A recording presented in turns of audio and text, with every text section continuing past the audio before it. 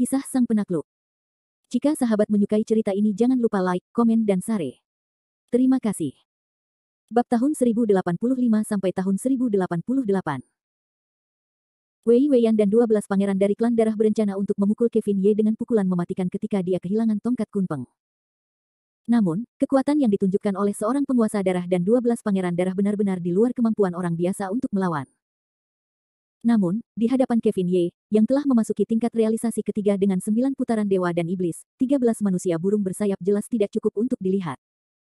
Saat ini, meskipun Kevin Ye tidak memiliki tongkat Kunpeng di tangannya, dia masih bangga dengan dunia dan membenci keberadaan semua makhluk hidup.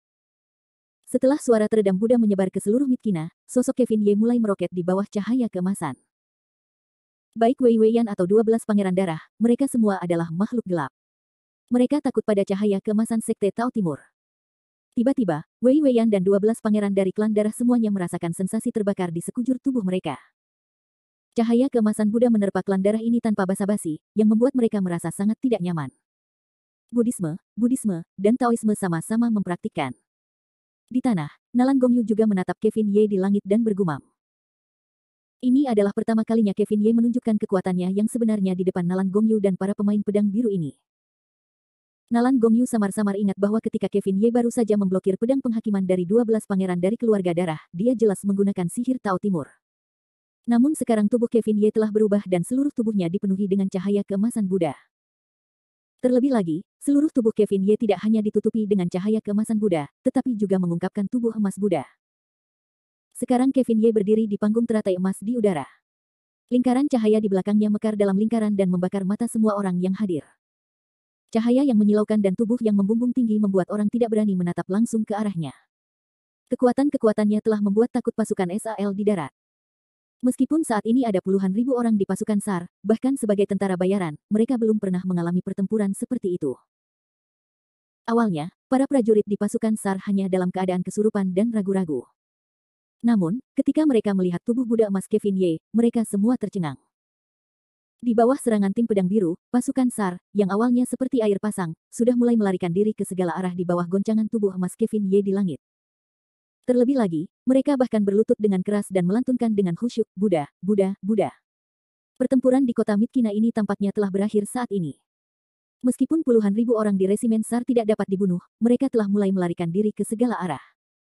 Karena kepercayaan telah runtuh, tidak akan ada efektivitas tempur. Jika Anda melihat ke langit, 200.000 prajurit boneka darah tidak lebih baik. Di langit, Tugang Tumeng, 18 iblis lebih berani dalam perang, dan 18 dewa surgawi terus-menerus mengandalkan darah prajurit boneka darah ini, dan kekuatan mereka bahkan lebih besar. Awalnya, Tugang dan Tumeng masih mengandalkan tinju mereka untuk menyerang prajurit boneka dari klan darah. Sekarang, situasinya benar-benar berbeda. Kekuatan jahat darah dari susunan dewa-dewa Sibadu berubah liar. Para prajurit boneka darah yang melompat ke dalam susunan tidak dapat menyentuh Tugang, Tumeng dan Liping. Dalam warna darah yang mengerikan itu, mereka jatuh satu demi satu, dan lolongan menyedihkan tidak pernah berhenti. Para prajurit boneka dari klan darah di langit dan pasukan SAL di tanah keduanya dikalahkan. Sekarang satu-satunya yang bisa menghentikan Kevin Ye dan melawannya adalah Vivian dan 12 pangeran berdarah di bawah tangan Vivian. Satu persatu, para pangeran berdarah ini mengenakan tuxedo. Di wajah mereka yang sudah pucat, mereka bahkan lebih jelek di hadapan tubuh emas abadi Kevin Ye. Sialan, aku tidak percaya. Aku seorang putri Protos yang tidak bisa menolong seorang manusia, Kevin Ye, pencuri anjing. Kau akan mati. Terlepas dari kekuatan Buddha Kevin Ye yang besar, Wei Weiyan bertekad untuk membunuh Kevin Ye. Mengepakkan sepasang sayap hitam, Wei Weiyan saat ini tampaknya sedang mengguncang pohon seperti lalat gemuk menuju Kevin Ye yang dengan gila-gilaan bergegas di masa lalu. Tubuh besar Kevin Ye berdiri di udara, dan senyumnya menatap dingin ke arah Vivian, seperti melihat orang mati. Guru Vivian, karena kau ingin mati, maka jangan salahkan aku karena tidak sayang. Setelah itu, telapak tangan besar Kevin Ye mulai menari dan bernyanyi, dekat. Sambil berkata, telapak tangan Kevin Ye mekar dengan sinar cahaya yang tak terhitung jumlahnya, lalu meremas Vivian di telapak tangannya. Yang mulia, hati-hati. Kedua belas pangeran dari klan darah di belakang Vivian khawatir dan berteriak. Namun, di depan tubuh emas besar Kevin Ye yang beragama Buddha, tidak peduli seberapa pintar Weiyan, aku khawatir dia tidak bisa lepas dari telapak tangan Kevin Ye. Dengan Kevin Ye di telapak tangannya, Wei Weiyan naik turun, tetapi tidak ada gunanya sama sekali. Telapak tangan dengan cahaya emas Buddha terus menyusut dan menjepit Vivian hingga mati, yang membuat Wei Weian bahkan tidak punya kesempatan untuk bernapas. Berani menyinggung putri protosku, bocah bau oriental, kau mau mati. Melihat Wei Weian jatuh ke tangan Kevin Ye, kedua belas pangeran dari klan darah mulai gugup satu persatu. Seperti 12 nyamuk, kedua belas orang itu mulai terbang di sekitar tubuh Buddha Kevin Ye yang besar. Untuk sementara waktu, cahaya dan kegelapan langit mulai bertemu satu sama lain, dan kekuatan luar biasa dari kekuatan besar itu bertabrakan di langit, membentuk gelombang udara yang tak terhitung jumlahnya, dan seluruh kota Mitkina terguncang dalam getaran. Di hadapan semut dan serangga ini, Kevin Ye tidak peduli, mencibir dan berkata, apakah kalian 12 pangeran dari klan darah seperti ini? Jika demikian, aku minta maaf. Aku akan mengirim kalian ke barat. Dengan itu, Kevin Ye menghentakkan kakinya, dan tiba-tiba seluruh tanah mulai bergetar. Yang Jun dan Nalan Gongyu, yang berdiri di tanah, tidak dapat membela diri. Mereka terhuyung-huyung dan hampir jatuh ke tanah. Sialan, Kevin Ye tidak berteriak kepada kita ketika dia tiba-tiba mulai. Yang Jun memegang pedang Sura Suanming di tangannya, mengumpat dan mengumpat. Pada saat ini, semua orang melihat bahwa tubuh emas Buddha besar milik Kevin Ye mulai merayap naik, dan cahaya emas Buddha yang awalnya muncul di luar mulai perlahan menyatu. Pada saat yang sama, nyala api emas menggantikan cahaya emas Buddha. Buddha juga marah. Keluar dari. Suara Kevin Ye jelas dan keras, dan dengungannya mengguncang langit, yang membuat semua orang mulai takut. Bab 1086. Tidak. Keluar dari sini. Kevin Ye akhirnya mulai menyerang, kedua belas pangeran darah berlari lebih cepat dari kelinci. Namun, meskipun begitu, mereka tidak sepenuhnya menghindari serangan Kevin Ye. Api masih ternoda di sayap hitam mereka, yang membuat mereka merasa sangat sakit. Tentu saja, kedua belas pangeran darah seperti ini, dan nasib para prajurit boneka klan darah yang berputar-putar di langit bahkan lebih menyedihkan. Api Buddha Kevin Ye hanyalah senjata pemusnah massal bagi klan darah ini dalam kegelapan. Dia sangat terkendali. Api nyata tanpa nama tidak dapat terus mekar di langit, dan akan mati jika disentuh atau disentuh. Tidak ada ruang untuk menanggapinya. Setelah serangan Kevin Ye, hampir setengah dari prajurit boneka darah dari 200.000 orang terbunuh dan terluka.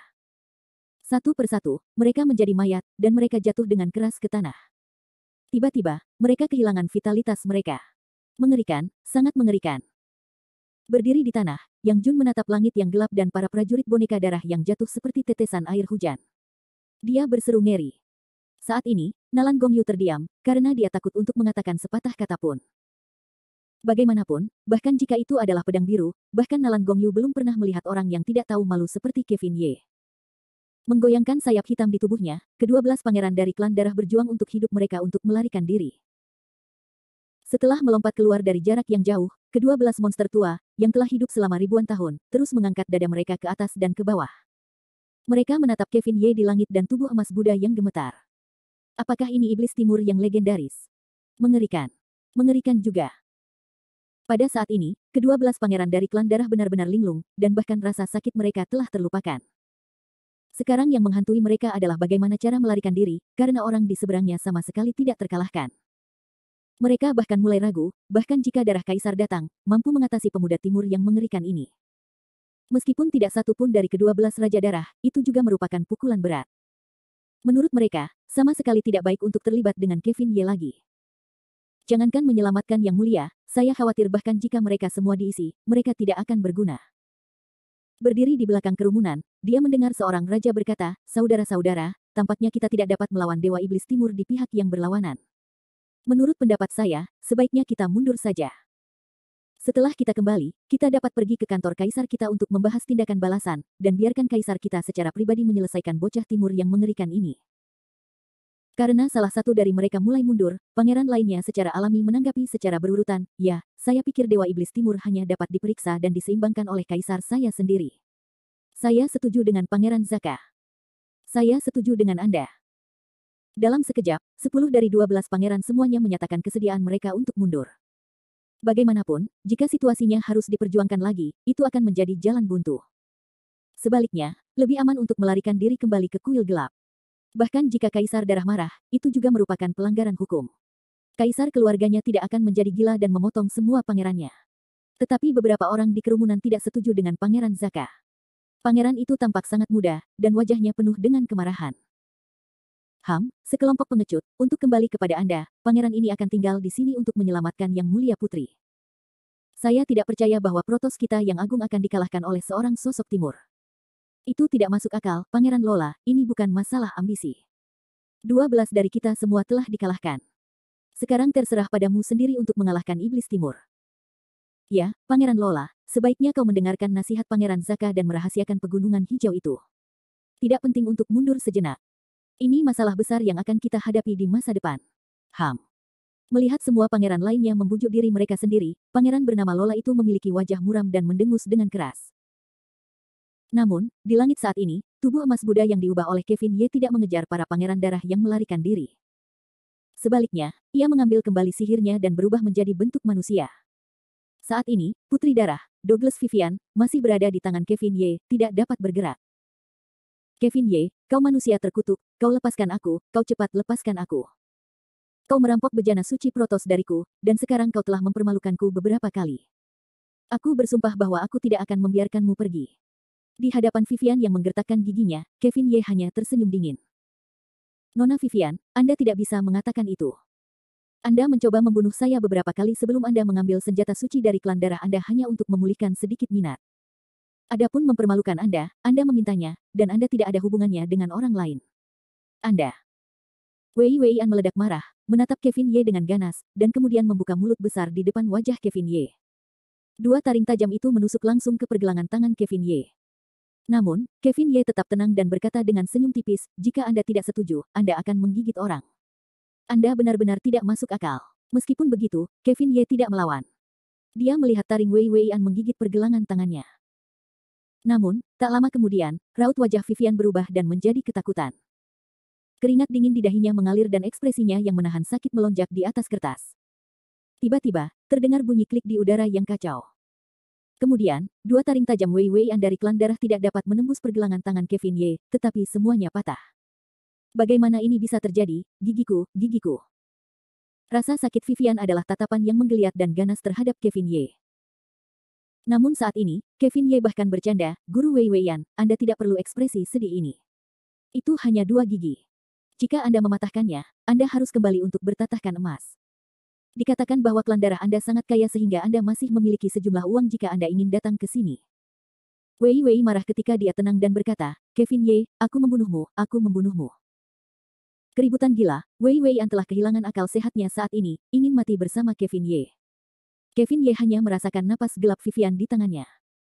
Dia tampaknya memiliki dorongan untuk melakukan kekerasan terhadap diri sendiri di dalam hatinya. Namun, pada saat ini, ke-12 pangeran dari klan darah, yang telah berlama-lama di sisi lain, terbang lagi. Mereka tidak bergegas maju untuk menyelamatkan Vivian, tetapi berlari ke arah yang berlawanan dan langsung menuju ke barat laut. Putri Agung, Anda harus berdiri terlebih dahulu. Kami akan kembali dan mencari kaisar kami untuk datang dan menyelamatkan Anda. Saya pikir kaisar kami akan memiliki cara untuk menyetujui orang timur ini. Yang mulia, kami akan melihat Anda di sekitar. Ditangkap oleh Kevin Ye dan ditinggalkan oleh orang yang sama, kemarahan Wei Weian menghilang begitu saja dan berubah menjadi jejak kehilangan dan kesedihan. Kamu. Bab 1087. Aku khawatir tidak ada yang bisa memahami kekecewaan dan rasa sakit Vivian saat ini.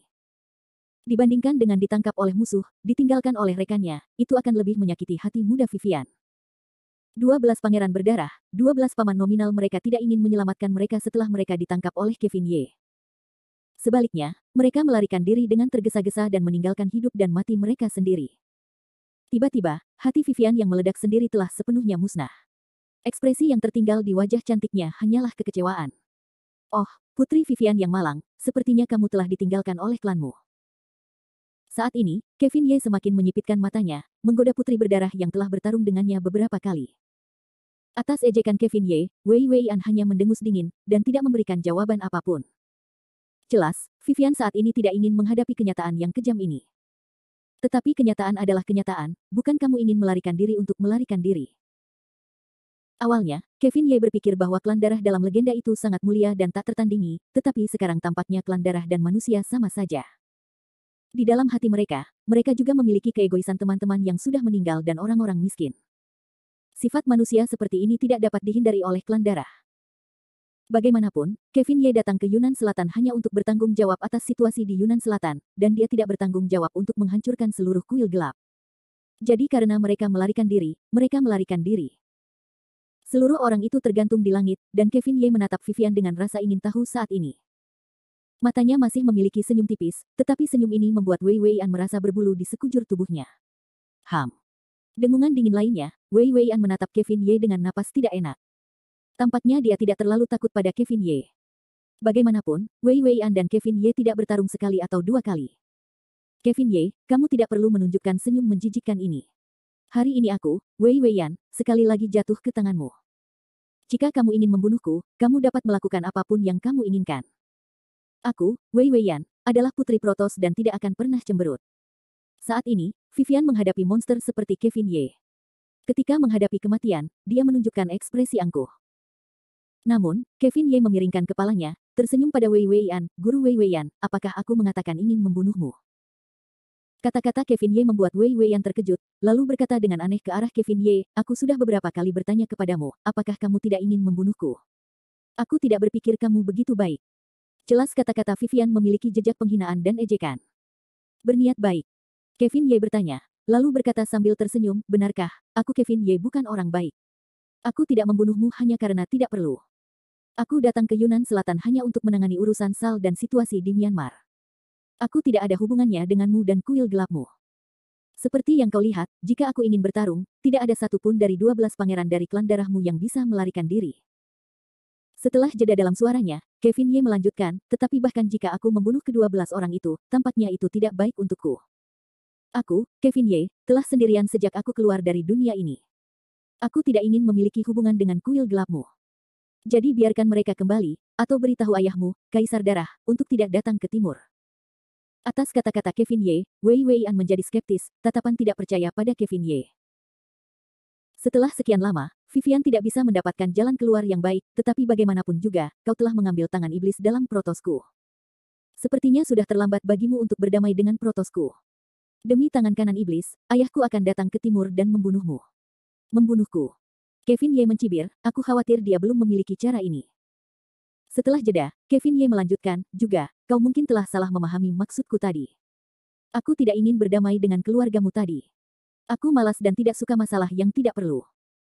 Jika klanmu memahami maksudku sebagai rasa takut dan takut, aku tidak akan berbelas kasihan kepada orang-orang yang telah menginjakkan kaki di timur. Aku tidak ingin menimbulkan masalah, tetapi aku tidak takut akan hal itu. Untuk sikap aneh Kevin Ye ini, Wei Weian untuk sementara waktu tampaknya tidak dapat menanggapi, seluruh orang memandang Kevin Ye dengan tidak jelas. Tetapi Kevin Ye tidak membutuhkan Vivian untuk mengerti. Baiklah, Yang Mulia Vivian, sekarang Anda tinggal menjawab beberapa pertanyaan saya, lalu Anda bisa kembali. Mendengarkan kata-kata Kevin Ye, Wei Wei segera mulai waspada. Namun, Kevin Ye tidak peduli dengan orang-orang itu dan berkata, pertama, apa tujuan Anda menyebarkan kuil gelap di Myanmar? Kedua, mengapa Anda membunuh Charlie Qin? Adapun yang ketiga, siapa yang menyamar di Yunnan Selatan? Anda bisa pergi setelah menjelaskannya. Masalah Kevin Ye semakin parah, tetapi semuanya adalah yang terpenting. Kuil gelap membantu pasukan Sarto melakukan apa yang dilakukan Mitkina. Mengapa mereka merancang kehidupan Charlie Qin berulang kali? Siapa orang yang seharusnya berada di luar sisi Sari? Korps pengkhotbah palsu mengirim pasukan ke Naipidao. Semua ini adalah apa yang ingin diketahui Kevin Ye. Dan Vivian harus mengetahui semua masalah ini. Menghadapi keraguan Kevin Ye, Wei Weian tersenyum seperti hantu dan berkata, Kevin Ye, kamu ingin tahu ini, ya, aku tahu semua ini. Tetapi jika aku tidak memberitahumu hari ini, tidakkah kamu akan membiarkanku pergi? Tidak. Kevin Ye segera menggelengkan kepalanya dengan percaya diri dan berkata, bahkan jika kamu tidak mengatakannya hari ini, aku akan membiarkanmu pergi. Namun, Yang Mulia Vivian, kamu tidak boleh meragukan kemampuanku. Selama kamu berada di tanganku, bahkan jika kamu tidak berbicara, aku memiliki kemampuan untuk mencungkil ingatan yang tersembunyi di dalam hatimu. Pada saat itu, aku dapat mengetahui semua yang ingin aku ketahui. Yang harus kamu katakan hanyalah dengan rasa sakit, menyelamatkanku dari masalah. Meskipun dia masih curiga dengan kata-kata Kevin Ye, Vivian masih gemetar di sekujur tubuhnya dan hatinya dingin, karena dia tidak berani mencoba. Bagaimanapun, metode iblis timur milik Kevin Ye terlalu mengerikan.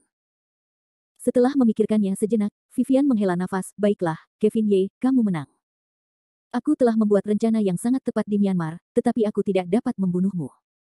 Aku khawatir sia-sia menyembunyikan ini di hadapanmu. Lebih baik aku menceritakan semuanya padamu. Melihat Wei Weian yang tidak bisa berkata-kata, Kevin Ye langsung tersenyum dan berkata, Guru Wei Weian sangat senang, aku sangat senang. Lalu kamu berkata, aku akan mendengarkan. Kevin Ye perlahan melepaskan dirinya dan menggenggam lengan Wei Weian, tetapi Wei Weian tidak marah. Kevin Ye menatapnya, lalu berkata perlahan, dari 3 pertanyaan yang baru saja kamu tanyakan, yang mana yang harus aku jawab terlebih dahulu? Setelah berpura-pura berpikir sejenak, Vivian tersenyum lembut dan berkata dengan ekspresi menawan, lupakan saja, lebih baik aku menjawab pertanyaan ketigamu terlebih dahulu. Ini lebih mudah. Mendengarkan kata-kata Wei Weian, seluruh mata Kevin Ye membeku, menunggu jawaban Wei Weian. Bab 1088. 3 pertanyaan Kevin Ye dapat dikatakan menunjuk langsung ke hati Buddha, dan masing-masing dari pertanyaan tersebut merupakan masalah utama yang berkaitan dengan situasi di Yunnan Selatan. Dan Kevin Ye juga tahu bahwa Wei Weian, sebagai klan darah, tidak peduli dengan ini. Karena tidak peduli klan darah atau kuil gelap, mereka adalah sekelompok makhluk gaib, jadi mereka tidak peduli dengan urusan neraka dan intrik. Yang mereka pedulikan adalah kekuatan dan kekuatan absolut. Bagaimanapun, hanya dengan kekuatan absolut kita dapat menghancurkan segalanya. Adapun sisanya, itu hanya omong kosong. Saat ini, Vivian tidak memiliki ancaman terhadap nyawanya, seluruh orang tidak menunjukkan terlalu banyak ketegangan di hadapan Kevin Ye, tetapi senyum yang menawan. Setelah berpura-pura menjadi pembohong untuk sementara waktu, Vivian mendekatkan wajah cantiknya ke Kevin Ye dan berkata, Kevin Ye, karena kamu telah mengetahui bahwa ada penyamaran SAL di militer Yunnan Selatan, aku tidak perlu menyembunyikannya darimu. Lebih baik aku memberitahumu secara langsung. Siapa orang itu? Kevin Ye menyipitkan matanya, dan ekspresinya sangat serius. Wei Weian tertawa dan berbisik di telinga Kevin Ye, orang itu adalah. Percakapan antara keduanya sangat pelan dan di tengah udara, dan tidak ada seorang pun yang bisa mendengarnya. Namun, ketika Wei Weian mengatakan nama orang yang menyamar itu di telinga Kevin Ye, mulut Kevin Ye sebenarnya memiliki sedikit rasa getir, dengan cara yang aneh, bagaimana mungkin dia. Melihat Kevin Ye menunjukkan ekspresi terkejut seperti itu, Vivian malah terkekeh dan tertawa terbahak-bahak, lihatlah ekspresimu, sepertinya kamu tidak pernah meragukannya. Tapi memang benar bahwa penyamaran SAL adalah dia. Dia juga mengirim berita palsu bahwa pasukan utama SAL pergi ke Naypyidaw, secara tidak langsung memikatmu ke pedang biru. Tentu saja, pemerintah Myanmar juga telah memainkan peran yang memalukan dalam hal ini.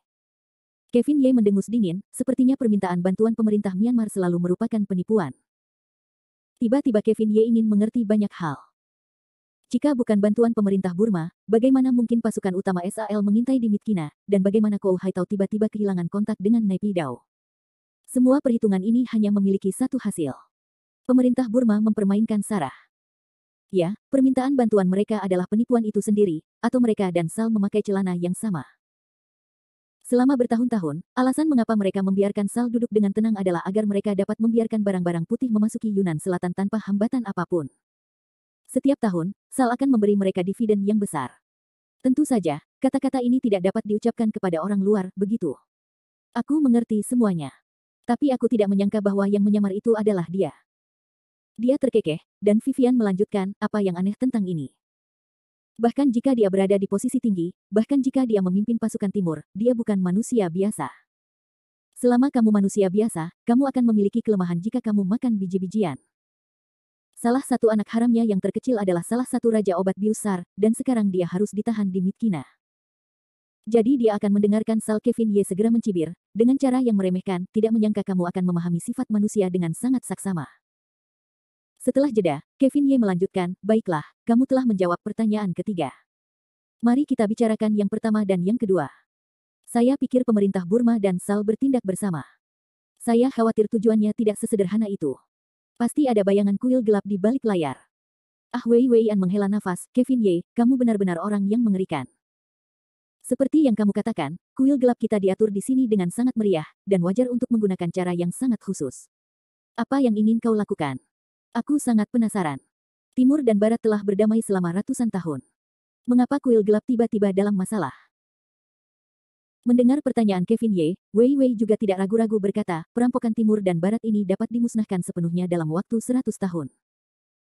Awalnya, ayahku tidak bermaksud untuk berperang melawan Timur, tetapi selama ini, kuil Matahari dan kuil Sura di kegelapan semuanya siap untuk bergerak. Mereka ingin bergabung dengan kuil gelapku untuk mengirim pasukan bersama untuk membalas kebencian perang suci 100 tahun yang lalu. Jadi Myanmar dan Yunnan Selatan hanyalah sekering.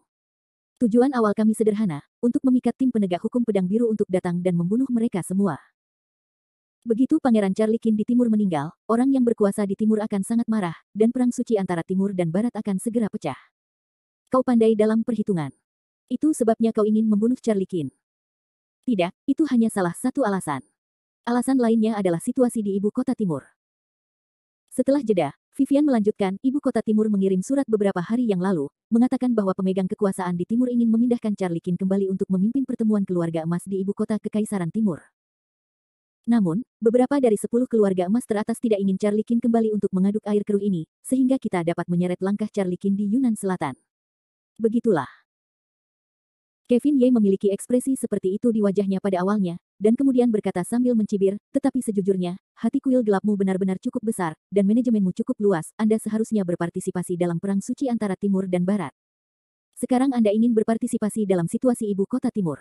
Apakah Anda tidak merasa lelah? Vivian tertawa mengejek, tidak menjawab. Kevin Ye bertanya lagi, apakah kamu tahu siapa yang pada akhirnya memberitahu kuil kegelapan kepada keluarga emas Timur? Vivian menggelengkan kepalanya dan berkata, aku tidak tahu, tetapi sejujurnya, aku khawatir tidak ada satu atau dua keluarga emas timur yang terkait dengan kuil kegelapanku. Kevin Ye tertawa getir untuk beberapa saat dan berkata, sebuah pasta, itu benar-benar pasta. Sambil mengatakan itu, Kevin Ye melambaikan tangan kepada Vivian dan berkata, baiklah, pertanyaanku telah diajukan, kamu dapat pergi sekarang. Wei Weian tersenyum tipis, berkata, Kevin Ye, tidak menyangka kamu menjadi orang yang berbicara. Tetapi jika kamu membiarkanku pergi hari ini, aku Vivian tidak akan mendapatkan bantuanmu. Selama kamu tidak mengembalikan bejana suci protosku, aku Vivian tidak akan melepaskanmu selama sehari. Ayahku akan datang ke timur secara langsung. Aku khawatir kamu tidak punya waktu untuk berlari lagi. Kevin Ye sangat menghargai kejujuran Vivian, tetapi Kevin Ye sama sekali tidak peduli dengan ancaman Vivian. Dia hanya tersenyum tanpa berkata apa-apa, tidak lagi memperhatikan langit di hadapan Vivian, awan-awan turun dari atas kepalanya. Pada saat ini, Wei Weian menatap punggung Kevin Ye, mendesah tak berdaya di dalam hatinya dan berkata, sayang sekali, sayang sekali. Jika dia tidak dilahirkan di timur, jika dia bukan Dewa Timur, jika dia hanya seorang anak laki-laki dalam keluarga saudaraku, betapa hebatnya itu. Desah Vivian, mengepakkan sayap hitamnya dan tidak dapat berpisah dari kota Mitkina, bergerak maju ke barat, dan segera menghilang di kegelapan malam.